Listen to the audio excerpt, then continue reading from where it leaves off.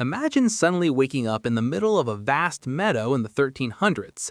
In front of you is a knight in shining armor, sitting atop a massive horse clutching a longsword. He looks like an invincible god of war. Logically, you feel the urge to kneel. Why? Because he possesses a tool that costs more than everything inside your house, and he has 10 years of training to use that tool to split your head open in a single swing. Power from the Stone Age to the TikTok era has always been determined by one simple variable: who has the most effective way to impose their will through violence.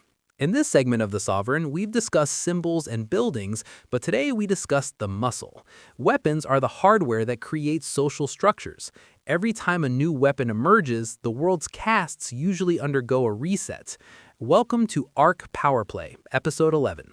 We will dissect 5 evolutions of weapons that didn't just change the way we fight, but change the way we live as a state. From the exclusive sword to the drone that can kill you while the operator sips coffee in an air-conditioned room. Prepare your critical logic. Let's break down this evolution of death. The sword, the elite exclusivity protocol. Let's go back to your POV as a commoner in ancient times. To you, the sword is a symbol of caste. From a technical logic, the sword is not the most efficient weapon of war. Spears are much better for mass combat. But the sword has one specific logic: exclusivity. Making a sword that is sharp and doesn't break easily requires expensive materials and god-tier blacksmiths. Only the wealthy, nobles, could afford them. Furthermore, using a sword requires years of training so you don't accidentally injure your own leg. This is what created the knight or samurai caste. This weapon dictates your mind. Power must be close, personal, and requires high expertise. If you want to be a ruler, you must own a sword. The sword built a world caste where physical strength and personal wealth determined who became the sovereign. Power rested in the hands of an individual brave enough to look their opponent in the eye from a distance of 1 meter. The longbow, the beginning of the democratization of death. Now imagine your POV shifts. You are not a noble, you're just a peasant tired of being oppressed. You have yew wood and string. You build a longbow. At the Battle of Agincourt in 1415, French knights in expensive armor and great swords suddenly fell in heaps because they were rained upon by arrows from English peasants hundreds of meters away. The logic? The longbow was the first weapon to shatter the safe distance of the elites. Suddenly, those 10 years of knightly training were useless in the face of a piece of wood pulled by someone who had never even eaten luxurious meat. This was the beginning of the collapse of the knightly caste. This weapon dictated the world caste to realize that a mass of trained people could defeat a costly elite. However, the longbow had a weakness. You needed incredibly strong back muscles. The skeletons of ancient English archers were permanently deformed from the tension of these bows. Thus, power began to shift from the wealthy to the trained in great numbers. Artillery, the destroyer of feudal castles. Jump to the 15th century. Now your POV is a proud landowner, lord. You feel safe inside a castle with walls 2 meters thick, like we discussed in the architecture episode. But suddenly there is a loud boom and your walls crumble to pieces due to a giant iron ball. Welcome to the era of artillery. The logic of the cannon or artillery is not about killing people, but destroying property. Once cannons were invented, feudal castles became useless. This systemically toppled the system of feudalism. If your walls are easily destroyed, you no longer have a reason to demand tribute from the people under the guise of protection. Eventually, power shifted from local landowners to a central king who had the capital to buy these giant cannons. Artillery built a world caste where the central state became the sole winner. This weapon dictates your mind to believe that there is no hiding place in this world if the central ruler is angry. Firearms, the eraser of individual prestige. Enter the era of firearms, or light guns, muskets. Now imagine your POV as a mercenary soldier.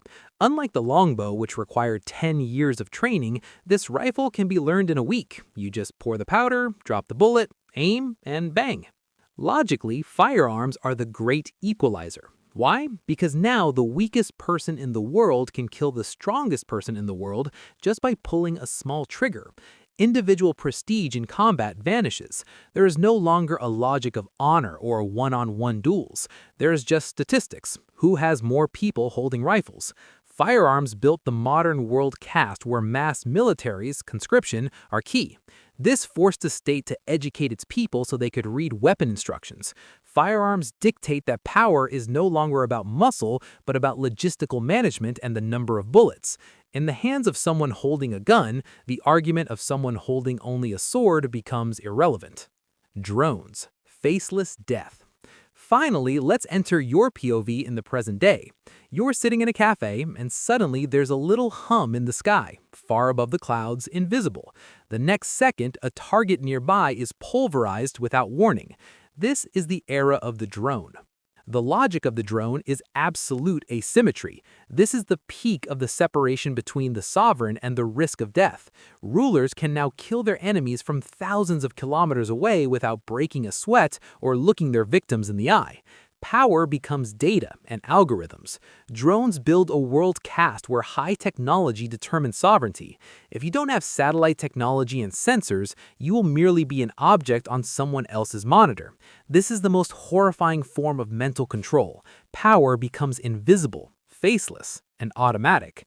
If knights once needed courage, today's rulers only need a stable internet connection and a good user interface. So, what's the common thread of these 5 evolutions of weapons? Logically, weapons determine the entry cost to the stage of power. Previously, the entry cost was very expensive, sword or horse, which is why power was exclusive to nobles. Then it became cheaper but required intense training, longbow. Then it became very cheap, allowing the masses to share in power through revolution. But now the cost has become extremely expensive again through technology, drones, which shifts power back to a handful of tech elites. Weapons dictate our social structure. We often think democracy was born from the thoughts of philosophers, but technically democracy was born because firearms gave commoners the same bargaining power as kings.